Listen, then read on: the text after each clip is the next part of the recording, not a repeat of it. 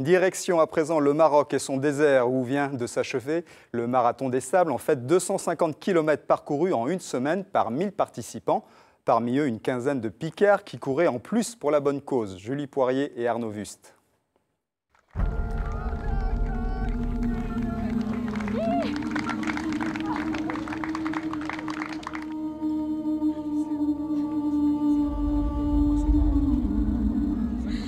C'est bon ça, on les partage ces bonnes émotions.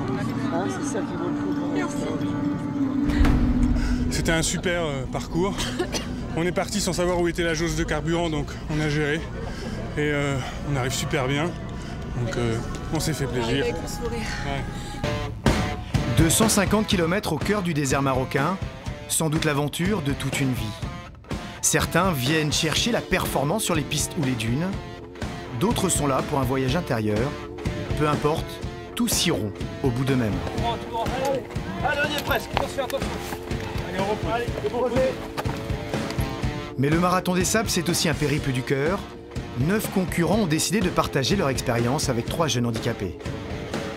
Depuis le début de la journée, je pense à cette ligne d'arrivée, à l'émotion, au sourire des enfants, en espérant que le message qu'on a essayé de faire passer à travers cette semaine soit bien passé, à savoir faire en sorte que ces enfants en situation de handicap puissent vivre une expérience extrême. Je ne m'attendais pas du tout à ça.